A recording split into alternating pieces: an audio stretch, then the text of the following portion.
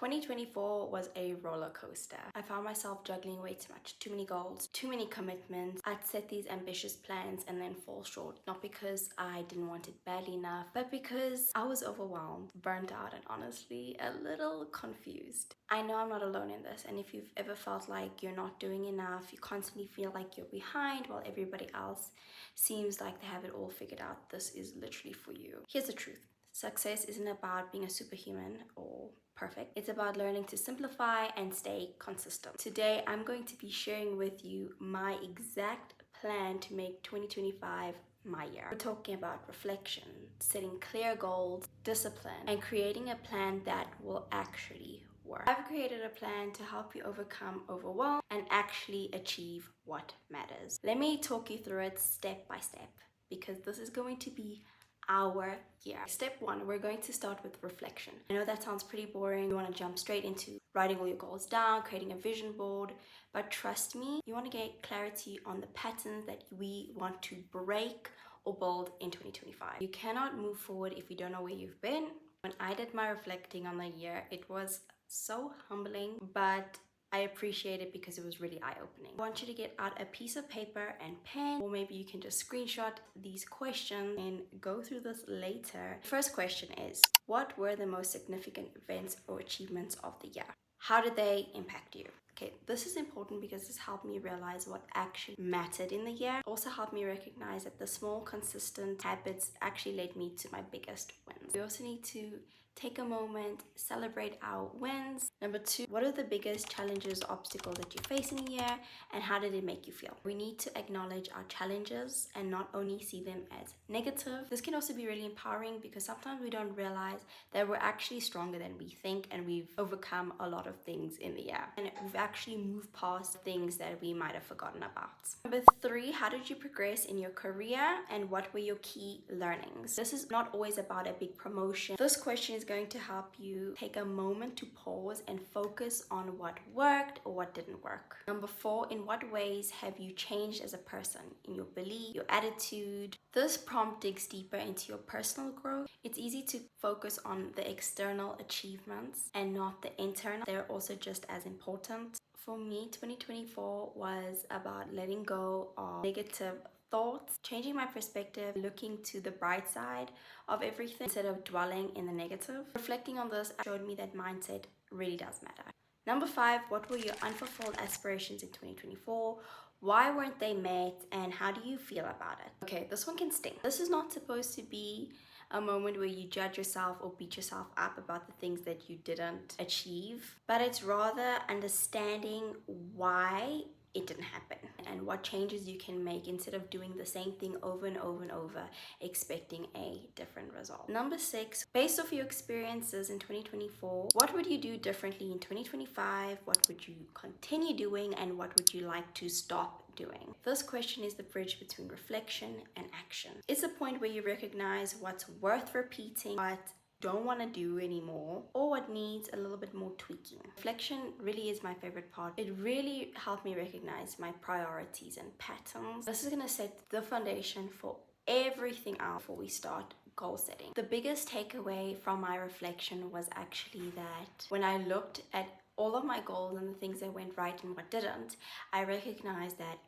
actually I am my biggest enemy, not anybody else, and my fears are the biggest thing that's actually holding me back. I wouldn't have known that. I would have constantly be blaming it on this external circumstance or this person, but I realized no, it's me, and I'm so glad that I recognized that it was me. Even though it was hard to admit that I'm my biggest enemy, it actually brought me so much clarity and joy because I can work on that. These questions might take some time, but I promise you the insights that you gain will be so worth it. Step two is getting clear on a North Star.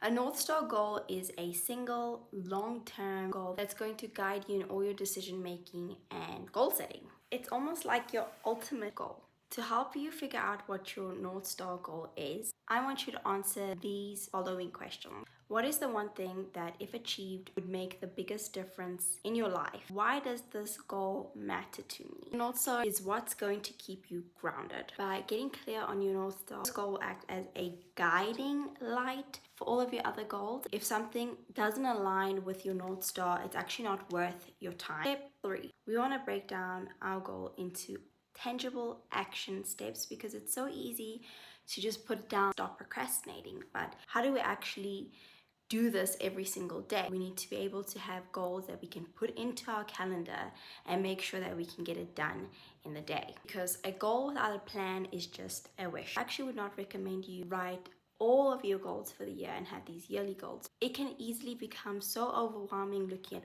all of these goals that you want to achieve.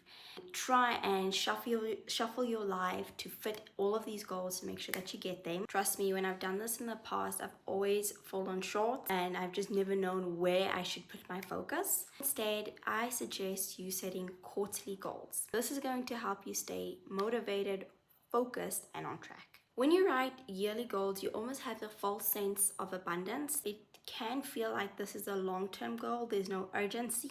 It feels like you have so much time to get these goals done, and it's easy to start procrastinating and not taking action right now. You think, oh, the deadline is so far away, December 31st. Eventually I'll get started on that goal. Versus if we have quarterly goals for the end of March, we know that, okay, I need to start now, take action today. Most people actually make very little progress in the first few months of the year, and by the time the mid-year comes, we end up scrambling, feeling like we didn't even get started. We need to catch up, and we just want to avoid that and maximize all of the time that we have right now. It's easier to stay motivated and easier to prioritize daily tasks. Setting quarterly goals can also trigger a psychological effect called gradient effect, which states that people are more motivated as they approach a deadline. Because quarterly goals are closer in time, it naturally creates this motivation sooner than a yearly goal. And if you want to learn more about this, you can read this book called The 12-Year Plan, and it will give you more clarity on this topic better than I can. Now, when we want to set our quarterly goals, it's also important to realize that less is better. What I mean by this is, when we're setting out our quarterly goals, we don't want to have this list of goals as well. So for quarterly goals, I want you to set 2 only, one for life and one for work. This approach will reduce overwhelm and help you stay focused on what truly matters most to you. By narrowing our approach just to 2 quarterly quests instead of 10 different goals, we're more likely to succeed and not spread ourselves too thin. If you really want to, you can also set sub-quests below your main quest. This won't be your full focus, and if you don't even reach those, it doesn't even really matter because it wasn't your main goal. Once we've set our quarterly quests, we want to get really specific so that we can actually get them into daily tasks that we can schedule into our calendar, so that at the end of the week we can assess it and can track our progress and make sure that we are heading towards that quest. What I really like about this is that I know that I will be able to focus, give it my all. And to be honest, I'm so tired of having overwhelming years. Let's ditch the overwhelming year-long resolutions and let's embrace quarterly quests so that we're more focused, energized, and ready to actually make real progress in 2025. I know it's my year. I know it's your year. Stepping into this year, not just setting goals for the sake of it because it seems cool or you did it last year, why not give it a try again? It's about getting real, lasting transformation. This year, we're being intentional, focused, and most importantly, kind and compassionate to ourselves. It's not about doing more, it's about doing what matters with purpose and consistency. I know firsthand how easy it is to get caught up in the noise of the world, to let overwhelm, doubt, and fear creep in and drag you down, but I'm here to tell you that you've got this. I mean it. With our reflection, clear North Star, and tangible, actionable steps that we can put into our calendar as daily tasks, the right mindset to push us forward in this year, what can go wrong? This year can definitely be the year that we see breakthrough. So if you're feeling overwhelmed right now, I just want you to pause, take a break. Remember, you don't have to do everything at once. You don't have to be perfect. Take it one step at a time and trust that your progress is already in motion. We're building this discipline day by day because change doesn't happen overnight. Compounding effect is real. The law of accumulation is real.